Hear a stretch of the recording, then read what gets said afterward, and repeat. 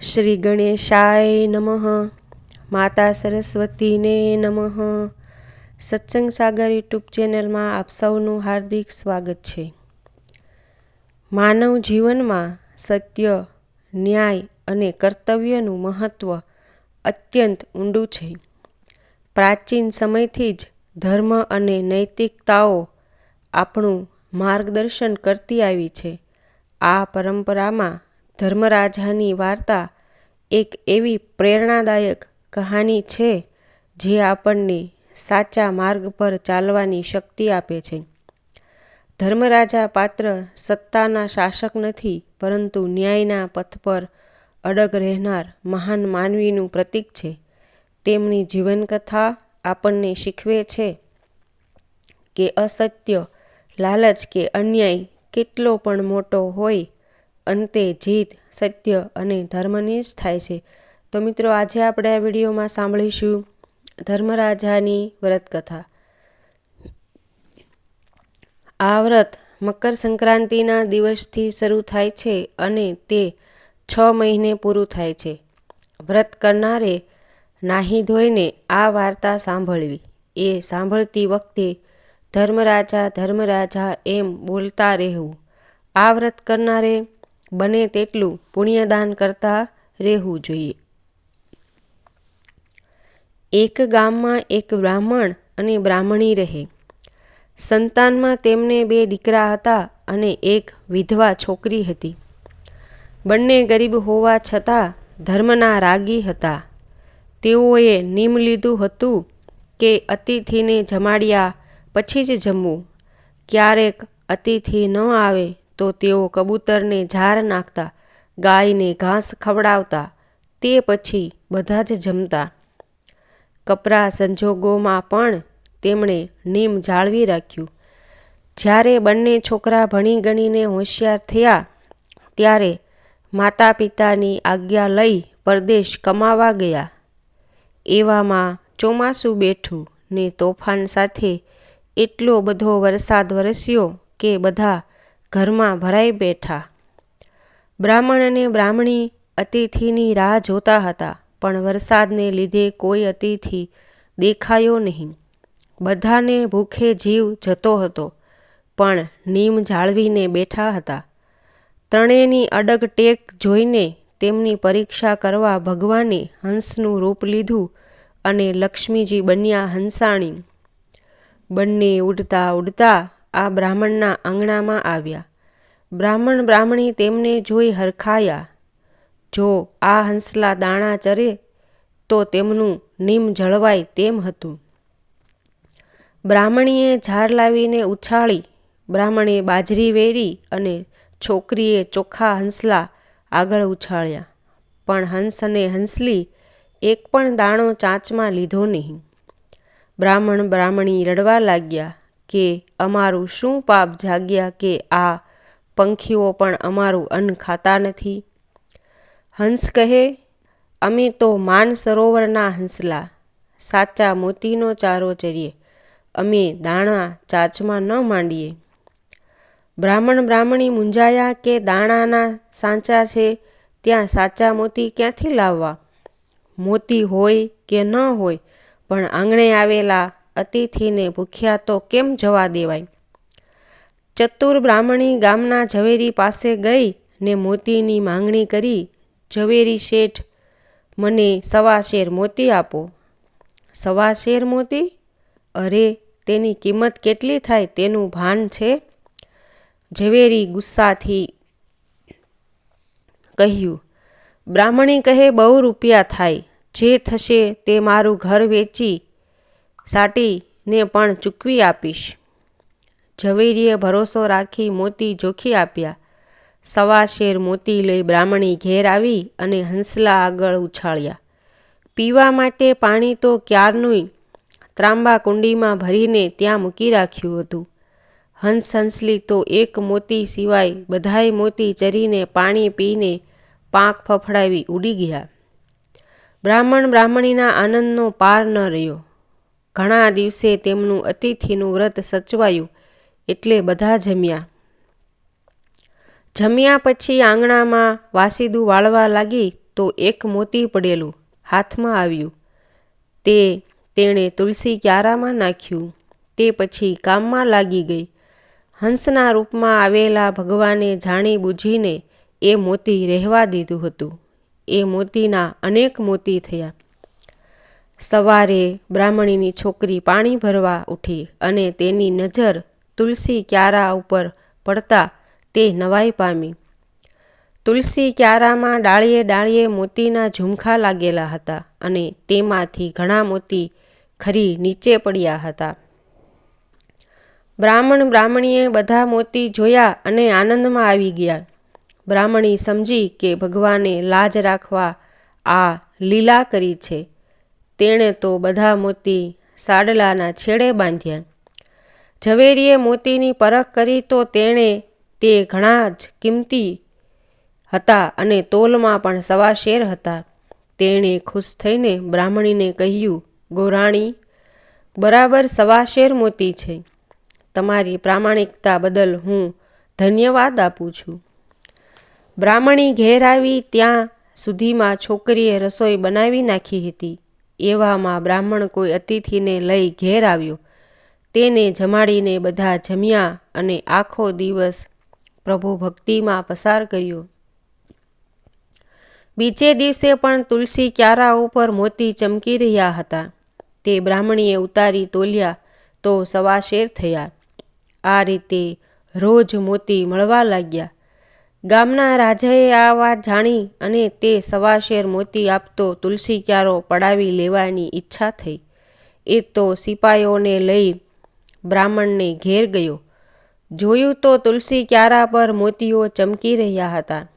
રાજાએ તો સિપાઈઓને તુલસી ક્યારો ઉખાડી લેવાનો હુકમ કર્યો. બ્રાહ્મણીએ ઘણા કાલાવાલા કર્યા, પરંતુ સિપાઈઓએ છોડ ઉખેડી લીધો અને રાજાને તેને મહેલે જ ચાંદીના કુંડામાં રોપ્યો. ત્યાં પણ સવારના અસંખ્ય મોતી દેખાયા. રાજા રાણી આથી બહુ હરખાયા. રાણી તો મોતી લેવા ઝટ કુંડા આગળ ગઈ, પણ તેના હાથ તુલસી ક્યારામાં જકડાઈ ગયા. બહુ મહેનત કરી પણ છૂટા ન થયા.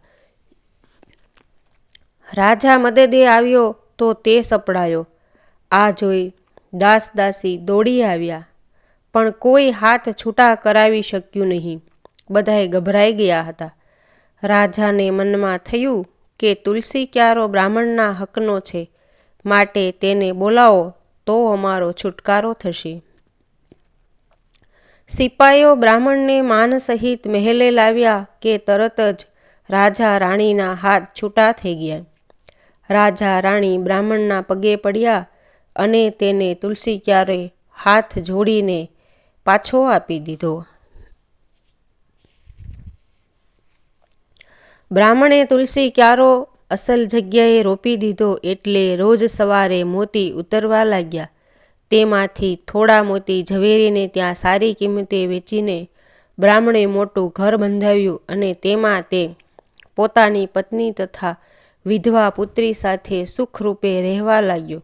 હજી પણ તે અતિથિને જમાડ્યા પછી જ જમે છે અને યથાશક્તિ પુણ્યદાન કરે છે. એવામાં પરદેશ કમાવા ગયેલા બ્રાહ્મણના 2 દીકરા 1000 રૂપિયા કમાઈને ઘેર આવ્યા. તેઓ પોતાના ઘરની જહાલી જોઈને આશ્ચર્યમાં પડી ગયા. બ્રાહ્મણે તેમને બધી વાત કરી, પણ તે દિવસથી તુલસી ક્યારા પરથી મોતી ઉતરતા બંધ થઈ ગયા. બ્રાહ્મણ હવે સંપૂર્ણ સુખી હતો, તેથી તેને પૈસાની કમી ન હતી. એક દિવસ બ્રાહ્મણ માંદો પડ્યો. તેણે બંને છોકરાઓને બોલાવી કહ્યું, બધી મિલકતના 3 સરખા ભાગ પાડવાના. તેમાંથી 2 હિસ્સા તમારા અને 1 બહેનનો. છોકરાઓએ એ પ્રમાણે વર્તવા હા કહી. બ્રાહ્મણને સંતોષ થયો, પરંતુ દર્દ વધી જતા તે મરી ગયો. થોડા દિવસ પછી બ્રાહ્મણી પણ મરી ગઈ. હવે ઘરમાં 2 ભાઈ અને 1 બહેન એટલા જણ હતા. થોડા દિવસ બધાએ કલ્પાત કર્યું, પછી શાંત થઈ ગયા. 1 વર્ષ પછી બંને ભાઈઓ પરણ્યા અને તેમની વહુઓને ખબર પડી કે મિલકતમાં 3જો હિસ્સો વિધવા નણંદને આપવાનો છે. આ વાત જાણતા જ મોટા છોકરાની વહુએ કકળાટ કરીને નણંદને તેનો ભાગ આપીને જુદી કાઢવાની વાત તેના પતિને કરી. વિધવા બહેને આ વાત જાણી એટલે કજિયાનું મોં કાળું કરવા પોતે જ ભાઈઓએ જે આપ્યું તે લઈને જુદા મકાનમાં રહેવા ચાલી ગઈ. ભાઈઓ અતિથિ વ્રત ભૂલી ગયા હતા, પણ વિધવા બહેને તો હંમેશ અતિથિને જમાડ્યા પછી જ જમતી હતી.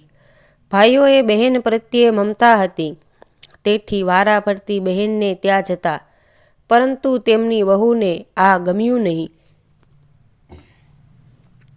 તેથી તેઓ બહેનને ઘેર જતા બંધ થઈ ગયા. એક દિવસ બહેન માંદી પડી, એવી માંદી કે બિચારી મરણને શરણે થઈ ગઈ. ભાઈઓને આ વાતની ખબર પડતા તેઓ કલ્પાત કરતા દોડી આવ્યા અને ભારે હૈયે બહેનના શબને નનામીમાં બાંધી અગ્નિ સંસ્કાર કરવા શમશાનમાં લઈ ગયા. બહેનનો જીવ લઈને યમદૂતો જઈ રહ્યા હતા ત્યાં વૈતરણી નદી આવી. બહેને ઘણી ગાયો દાનમાં આપી હતી, તેથી એક ગાય તેની મદદે દોડી આવ્યું. તેની મદદથી તે વૈતરણી નદી તરી ગઈ. આગળ જતાં 4 બાજુ ગોખરું પથરાયેલું એક વન આવ્યું, પણ બહેને જોડાનું દાન કરેલું, તેથી તેને પહેરવા પગરખાં મળી ગયા. પગરખાં પહેરીને તે કાંટાળું જંગલ પસાર કરી ગઈ. હવે એવી ગરમી પડવા લાગી કે માથું ફાટી જાય, પરંતુ બહેને દાનમાં છત્રીઓ ઘણી આપી હતી, તેથી તેને ઓઢવા છત્રી મળી. બહુ ચાલીને તેને થાક લાગ્યો હતો અને ભૂખ પણ કકડીને લાગી હતી, ત્યારે તેણે અન્નદાન કર્યું હતું, તેથી ખાવાનું પણ મળ્યું.